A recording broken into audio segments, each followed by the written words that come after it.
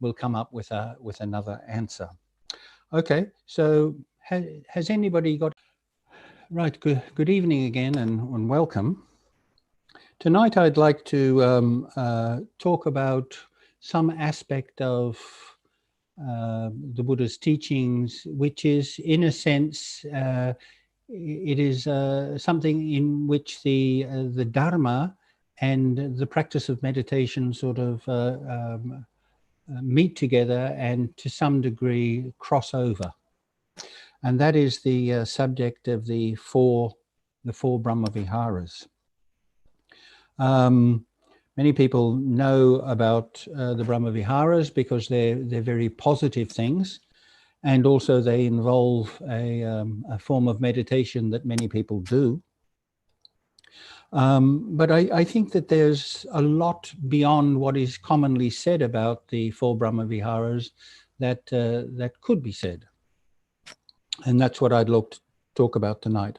First of all, the name, Brahmavihara. Now, the word Brahma literally means just the highest, the ultimate or supreme. So in Vedic religion at the time of the Buddha, Brahma was considered the highest, the most important, the supreme being. And that's all that it means. His greatness, that's what it means. And Vihara means a place where you dwell or a place where you live.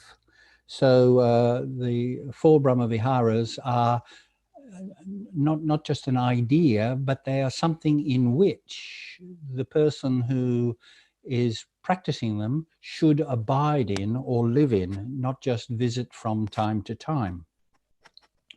There are all sorts of theories like that Buddhism has got quite a lot of Vedic ideas in it. And some people say, well, because Brahma was the supreme god of the Vedic religion in the 5th century BC, therefore there is some mingling between Buddhism and Brahmanism or Vedic Brahmanism. I don't accept that theory.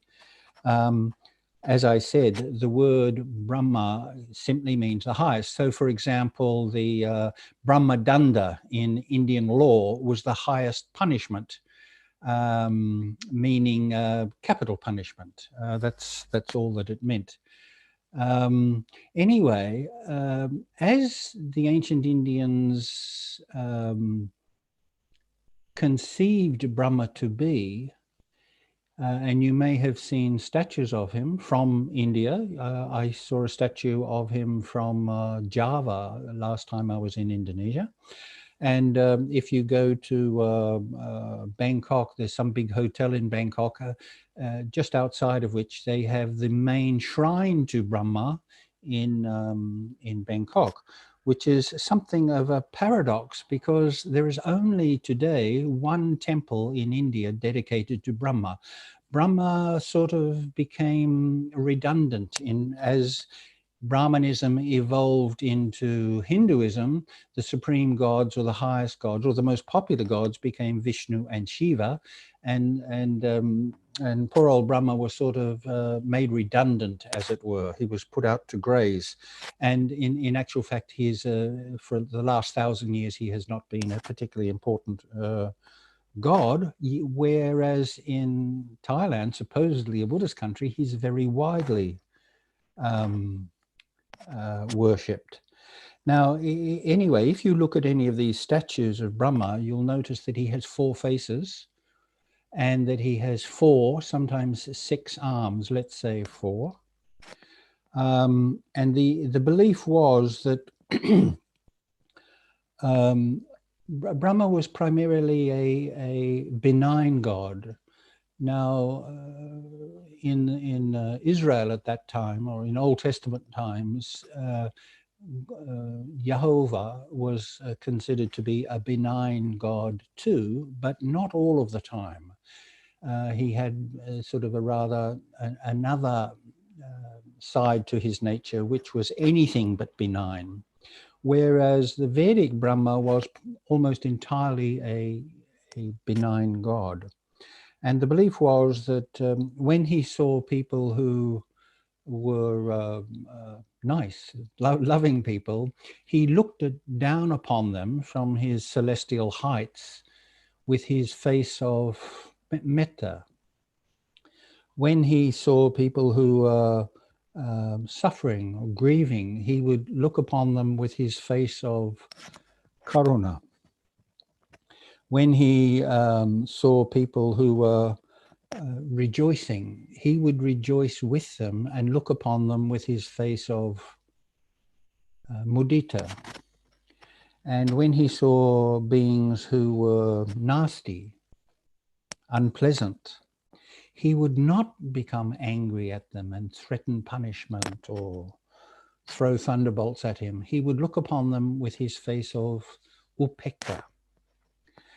And it was probably from that idea, using that as an analogy, that the Buddha decided to use this word, this term Brahmavihara. So what are these states? Well, most of the things that I read generally look at the 4 Brahmaviharas as 4 separate states. And I think it's quite legitimate to do that. However, if you do, it's very, very hard to sort of make a distinction between metta, which we usually think of as at least some form of involvement with the person or the being towards whom we are expressing that metta, whereas upekkha tends to be, we think of it as sort of standing back, putting a distance between ourselves and them. Anyway, so that's how the 4 Brahmaviharas are usually spoken about.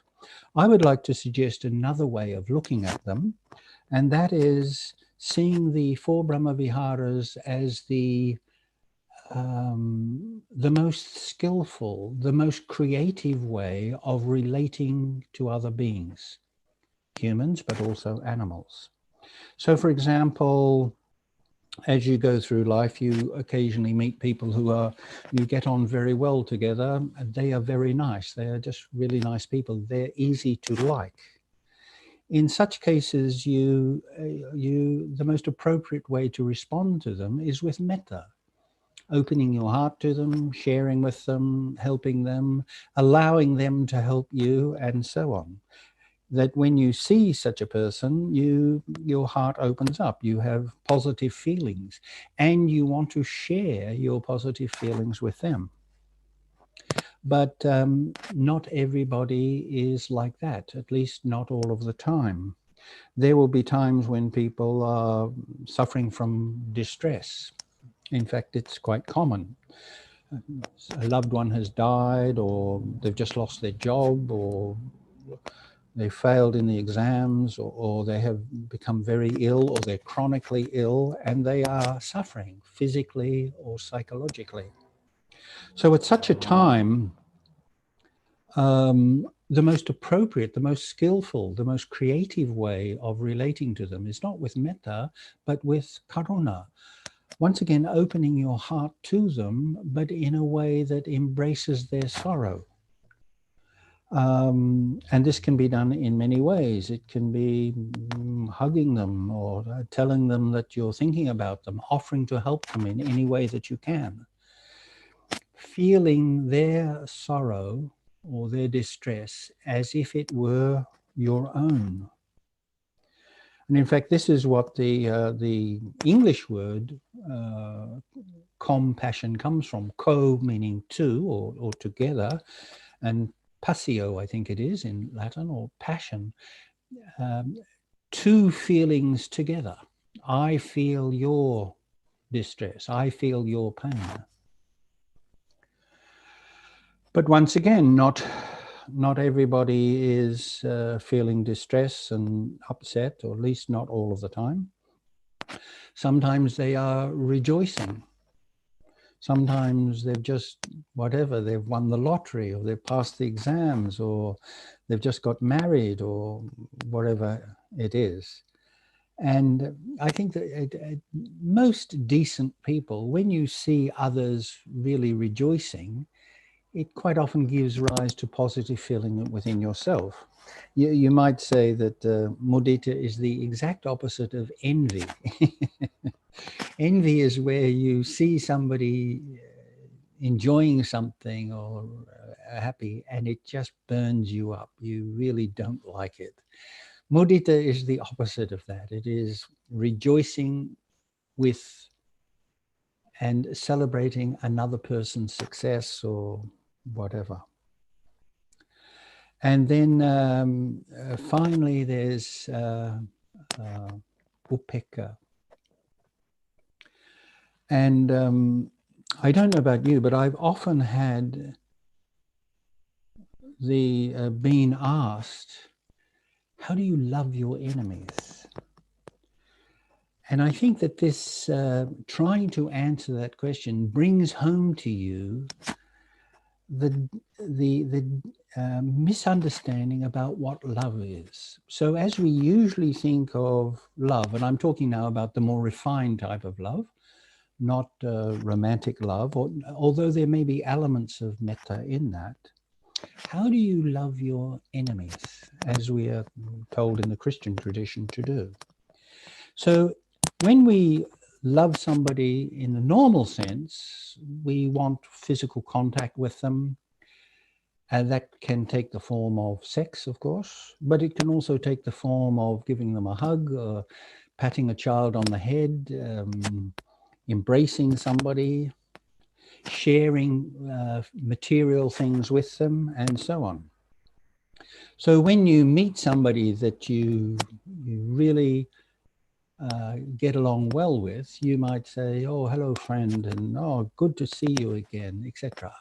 So some people, when they have this concept of love, naturally enough, they think, how can I be like that to my enemies? You know, this man has just murdered my whole family. Well, hello, it's so glad to see you, and I hope things go well for you.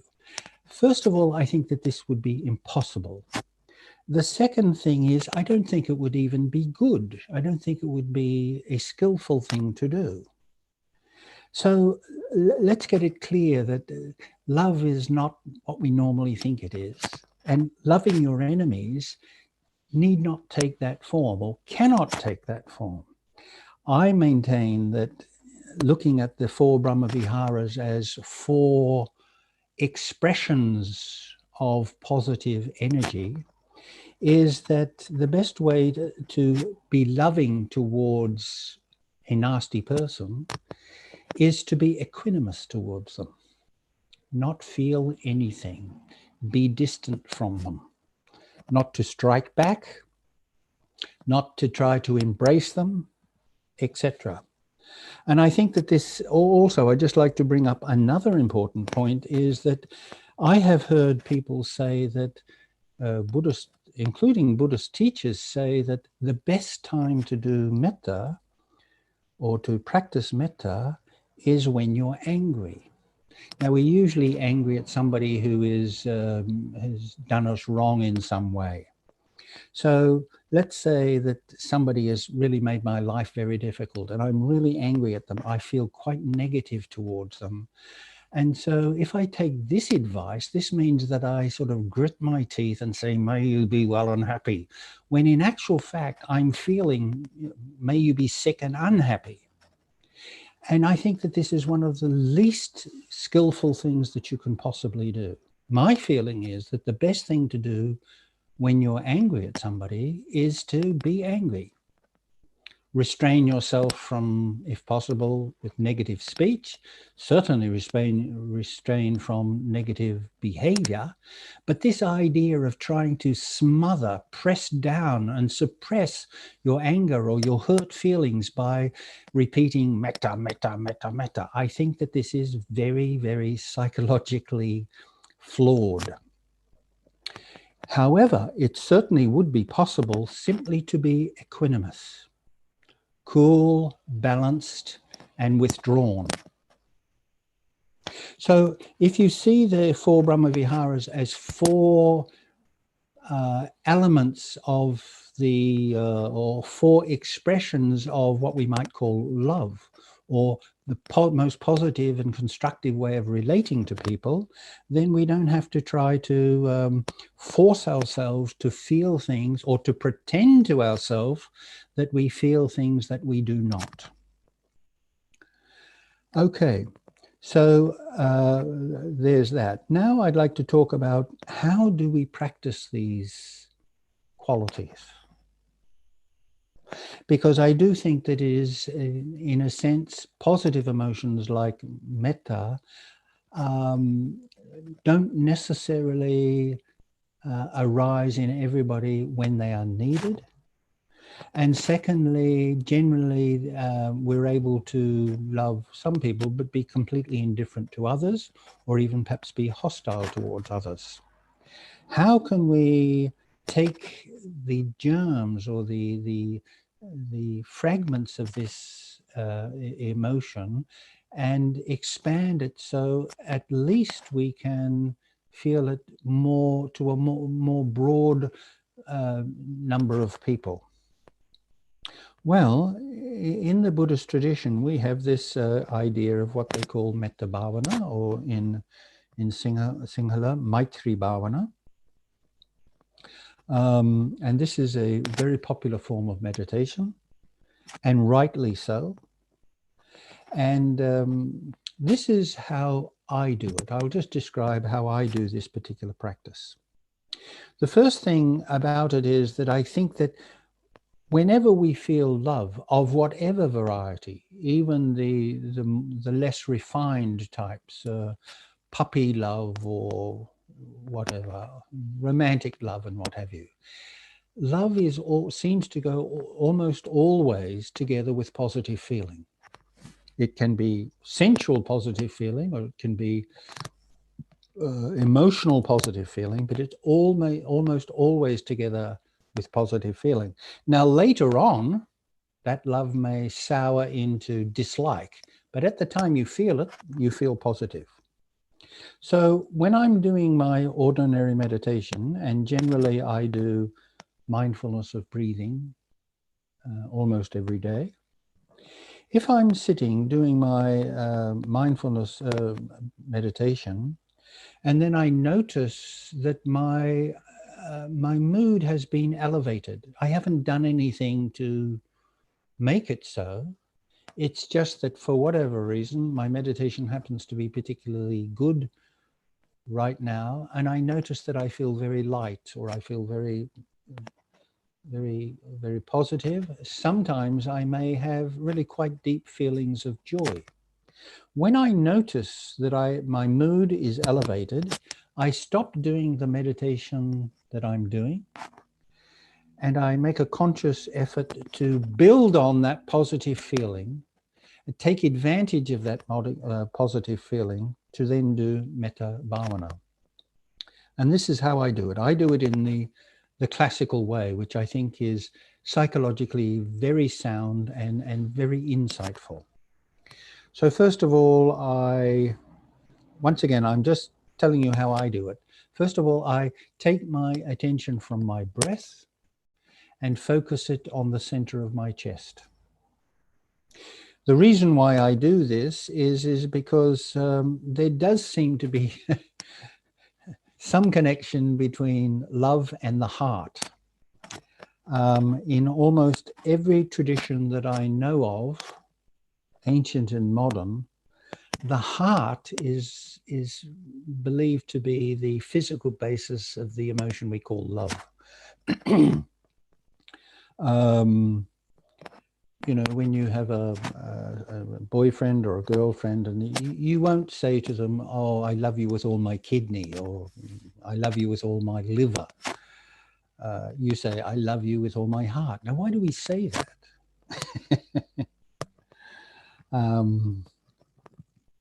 At Valentine's Day, if you give your girlfriend a box of chocolates, it might be heart-shaped. It won't be elbow-shaped or ear-shaped. It will be heart-shaped, or what is taken to be the heart. And there's no denying it, that you feel this emotion that we call, or this experience we call love, seemingly in the solar plexus. And of course, in ancient times, they believed, despite biology, that the heart was in the center of the chest. In actual fact, it's not. Now, why we feel there, I really don't know. I'd have to leave it to other people to work that out, but we cannot deny that we feel it there. So I'm sitting and I notice that my feeling has become more positive. I feel more light. I feel more joyful. So I put my attention, I focus my attention on my solar plexus, the center of my chest. And then what I do is I give myself a blessing. I bless myself.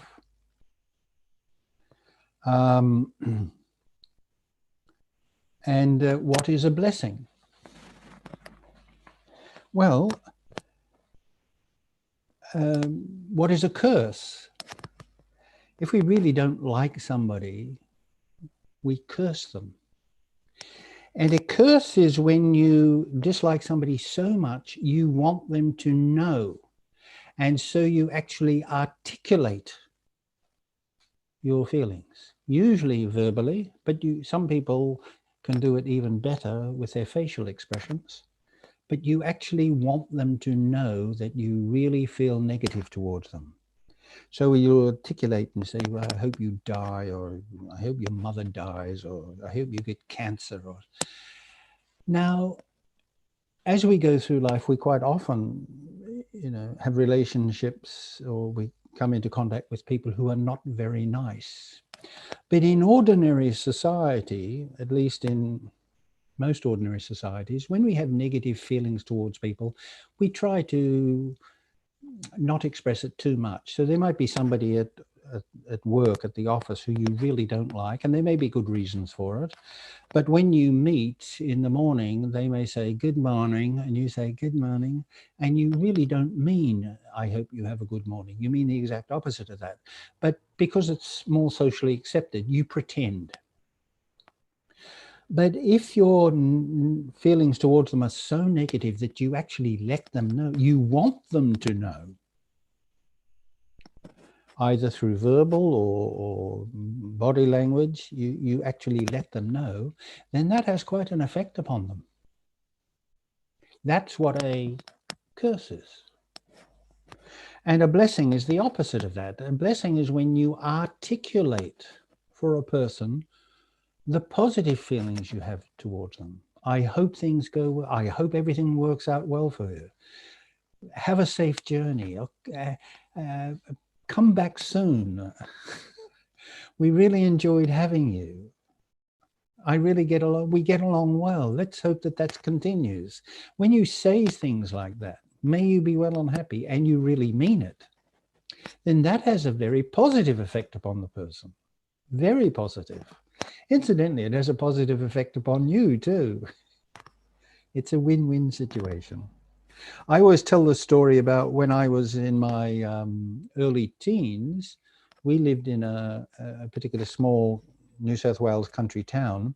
And in that town, there was a church. And every Saturday and Sunday, there were weddings going on in this church. And it's not because the young couples were so religious, rather it was because it was a rather lovely old church, sort of a pseudo-Gothic-like thing. And it made a great background for wedding photographs. The couples would stand outside after the service, and you'd have this Gothic arched doorway and what have you. That was the reason why.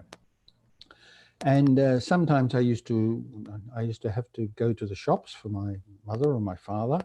And sometimes I'd walk past that church in the afternoon and I would see weddings going on there. And very often there was a group of elderly women waiting outside the church. And I found out that the reason that they did this, they would meet together when they found out that there was a wedding going on, just to watch the young couple come out of the wedding, smiling and joyful and ebullient and everything. Just seeing young people getting married filled them with so much joy that they would spend their afternoons there. And once I stopped to watch some people coming out of them, and I saw one elderly woman, she couldn't restrain herself. She approached the couple and said, I can't remember what she said. She said, I hope things go well for you, or you look so happy, I'm so happy, something like that. And it actually, watching somebody enjoying themselves so much, not from getting anything themselves, but seeing others getting or achieving something. Very wonderful. That's what a blessing is. So I sit there and I give myself a blessing. May I be well and happy. May I be peaceful and calm. May I be protected from dangers. May I achieve my aspirations. May my mind be free from hatred. May my heart be filled with love. May I be well and happy. Then I do that slowly. 4 minutes maybe. Then I think of somebody I love, somebody whose presence I enjoy, somebody who is important to me. And I do exactly the same thing. May they be well and happy. May they be peaceful and calm, and so on. Then I think of a neutral person. Now, if you think about it, the majority of people that we know, that we come into contact with, would probably fall into this category. The man down at the corner shop. You say good morning when you see him. Maybe you chat very briefly. Seems a nice enough guy, but we don't really have any relationship with him. Or somebody at work, or the neighbors. Somebody that you come into contact with often, but really don't have any relationship with. There's no heart connection. So you think of one such person and exactly the same thing. May you be well and happy. May you be peaceful and calm. May you be protected from dangers. May you achieve your aspirations. May your mind be free from hatred. May your heart be filled with love. May you be well and happy. Then I think of somebody that I don't like.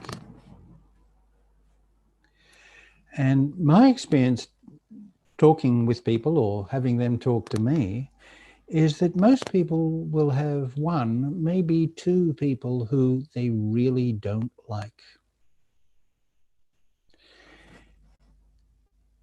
We may even say, they may even admit it, that they hate them. Or they may even have an intense hatred for them. So I maintain that most people will have one, maybe two, hopefully not more than that, but sometimes yes, people that they really don't like. And then we have probably quite a lot of people who just irritate us. We don't like them, but not to the degree that we hate them. You know, your brother-in-law, you know, your mother-in-law, that type of person. So I never think of anybody that I hate. There was a time, until maybe a few years ago, that there was one particular person who, for me, fell into that category. That's pretty much finished now, mainly as a result of doing Metta meditation. But there are quite a few people who irritate me. And so I think of one such person who I have a mild dislike or irritation towards. And I do this to them. May they be well and happy. May they be peaceful and calm too. So that's what I do. One's myself, a loved person, a neutral person, a disliked person. Then in my case, I add one more.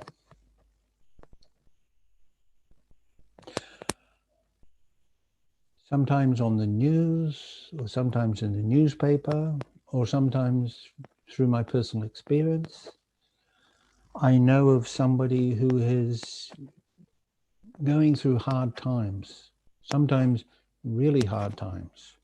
They're grieving, they've broken down and they're sobbing. They are in such a state of fear or anxiety or distress or despair. In fact, if you watch the news, you will often come across people like this.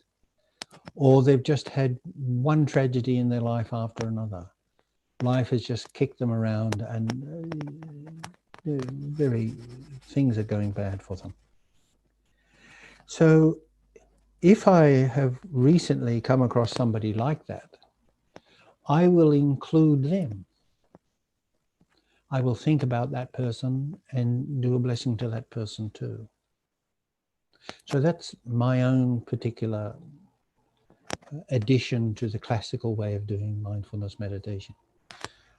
Myself, a loved one, a neutral person, a disliked person, and in my case, somebody in distress.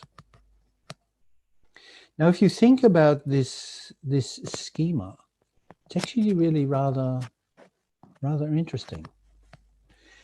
You start with yourself, and certainly not everybody finds that easy. There are some people who don't like themselves, maybe with good reason, but more often it is because they have done, or they think they have done something really bad and they feel bad about it, and as a consequence of that they feel bad about themselves. It may be that their upbringing was such that they were constantly put down and never encouraged, perhaps discouraged, etc. And as a result of that, they feel bad about themselves. I think that sometimes males in particular think that it's sort of icky and gooey to sort of feel. They don't mind feeling nice and having positive experiences, but not in terms of myself. Maybe Australian males are even worse. For whatever reason, some people do not find it easy to do this. And if you ask them to do metta meditation in this form, they find it that there's some sort of resistance. If you're like that, I think it is quite good to become aware that you have problems doing this. It may open up certain insights to yourself, and therefore that it's worth persisting at. Then when you think about a loved one, most people probably don't have too many problems doing that. But some time ago, somebody was learning meditation from me, and she told me something really very interesting. And I'd heard it once or twice since then. That she was very sincere. She wanted to do this meditation, and when it came to thinking about somebody she loved, naturally enough, she picked her parents, in this case, her mother. And she told me, really, for the first time, she became really aware that in actual fact, she does not like her mother, and she has a lot of resentment towards her. And that over the years, she had apparently quite successfully suppressed this to the degree that she was only vaguely aware of it. But trying to do this meditation, she found so much resistance and so much negativity coming up when she tried to do this. Simply even saying these words to her mother, she found resistance. And then she told me that as a result of that, she had started working on trying to overcome these feelings. Now, I found that very interesting, just as I find it interesting having people notice maybe for the first time that they have some resistance feeling positive about themselves. And I think that this is significant too, because in the classical classification of meditation, at least in the Theravada tradition, is that there's samatha and there's vipassana, and Metta Bhavana is a samatha, and Vipassana is insight, and so on. Well, my feeling is that doing Metta Bhavana can open up some very, very important insights. I'm not a great fan of this idea that there are these two types of meditation that have nothing in common. I suspect that there's actually quite a lot of overlap between them. So one thinks of oneself. One does a blessing towards oneself. One does a blessing towards a loved one. Then one does a blessing towards a neutral person. And the value of this is that you can maybe start building a relationship with somebody that may be really quite fruitful, both for them and yourself later on. It so often happens that we live very close to others and really sometimes know nothing about them. Once again, this meditation can sort of dissolve the distances, dissolve the barriers, whatever they happen to be, and what was a neutral person can become a friend. Then the last one is doing this meditation towards a disliked person. In my experience, this works very, very effectively if you do it properly. That as a result of persistently working on this, you can come to terms with negative feelings you have towards others. And my experience is that you don't have these positive feelings towards the person all of the time, ever after, but rather there is a general soothing of the dislike or the negative feelings, the resentment or the annoyance towards them. And once again, I have been told by people who have done this meditation that sometimes they gain quite interesting insights as a result of doing this. For example, we almost always, if somebody asked you, why don't you like that particular person?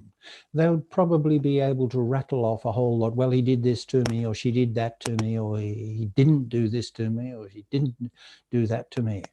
The reality is sometimes we dislike people for a wide variety of reasons, including that they are nicer than we are, that they have more than we do, or they're better than us.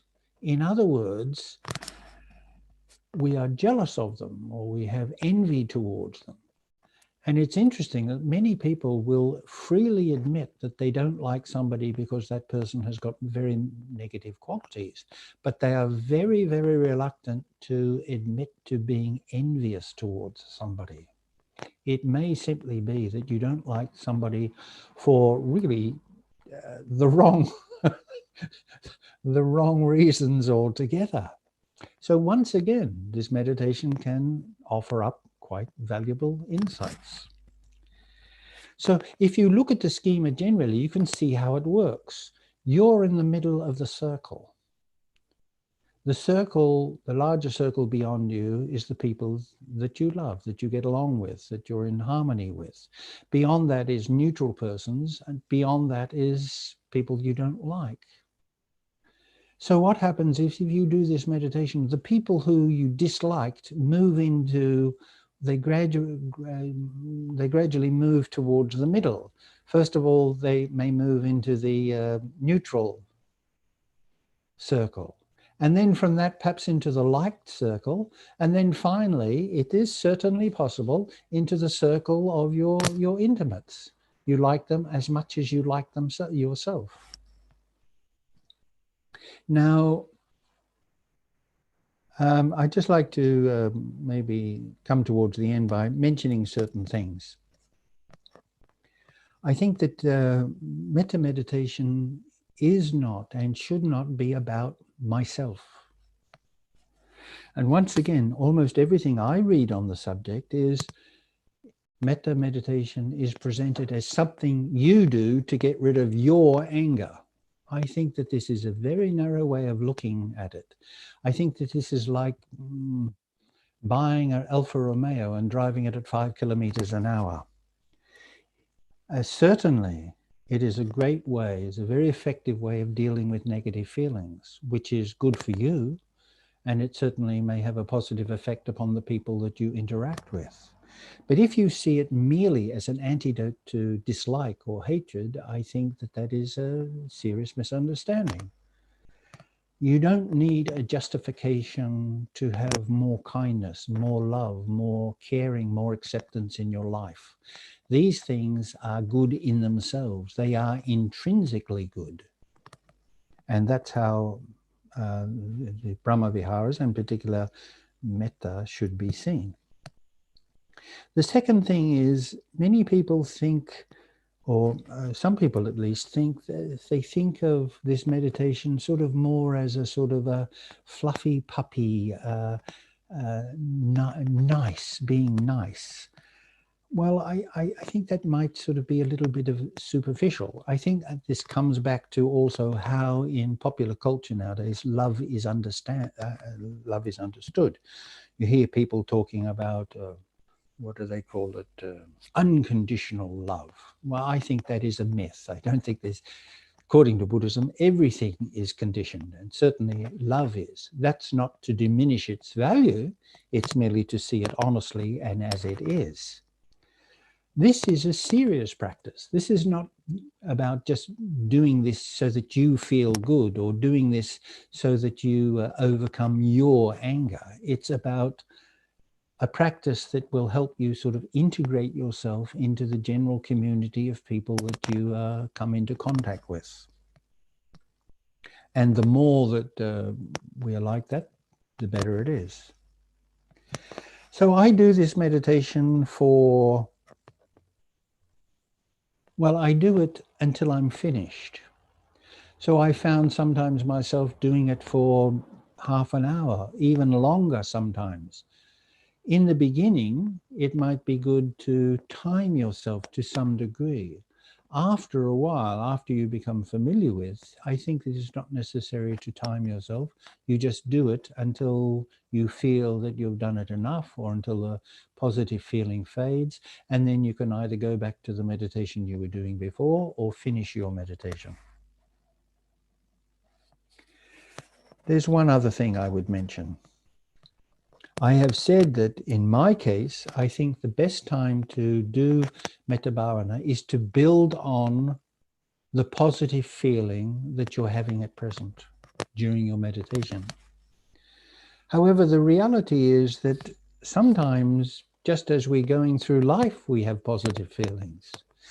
It may be that you're walking along a beach and there's a really lovely sunset, and you just listen to the lapping of the waves, and you see the beautiful light on the horizon, and you just feel very, very positive. Why not do Metta at that time? You don't have to be sitting, you can be standing. Or you may be walking through the forest and it's a beautiful sunny day, and there are fresh leaves on the tree, and the sunbeams or the rays of light are coming through the leaves and making them a beautiful green color, and you see the shadows and the dappled shadows on the ground. And once again, you just feel very, very positive. You're uplifted. Sit down somewhere and do Metta Bhavana. Take advantage of the positive feeling. Sometimes it happens that for whatever reason, I haven't had any positive feeling during my meditation for some time, and I feel the need to do Metta Bhavana. So what I will do is the only word I can use is, I will manufacture positive feeling. I will sit down and deliberately think, consciously think of something which, when I do think of it, it automatically raises my level of positive feeling. So it can be a pleasant experience or a pleasant meeting with somebody or whatever. I sit there and I remember that particular experience. And if it evokes some positive feeling, then I build on that and I do Metta Bhavana. One other thing I would finish with Nowadays, it seems to me that everybody wants to do vipassana. Everybody wants to do mindfulness. It's the in thing. And one of the reasons for it is that they've been told that there are two types of meditation. There's samatha, and then there's vipassana. Samatha that's for the old ladies. They let them do that one. The real people, the ones who are on the route march to nirvana, they do vipassana. This is the best one. I think there might actually even be an element of snobbery in this. No, I don't want to do vipassana. Samatha, I'm doing vipassana. People are funny. Why not do these two together? I think that they form almost the perfect ensemble. One is harnessing the tremendous potential of emotions. And in this case, the tremendous potential of positive emotions. The other one is harnessing or enhancing the tremendous energy of observing insight, of being a sort of a detached onlooker of experience. Both of them offer or promise a great deal of benefits, but doing one does not necessarily mean that you don't have to bother about the other. Both of them are good. Certainly doing both together, not at the same time, but one today, another one tomorrow, one for 5 days, this one for a week, at the end of the week, or whatever it happens to be. Don't think that this is just a simple meditation to reduce or to get rid of your anger. I think doing both of these meditations can be very wholesome and helpful. And I can't think of anything else, so we'll leave it at that for tonight. I hope some of the things that I've said are of value to you. And as far as the structure of Metta, the 4 Brahmaviharas, that is simply my own particular practice. Other people do it in different ways. That's the way that I do it. If there's anything that you found might be useful,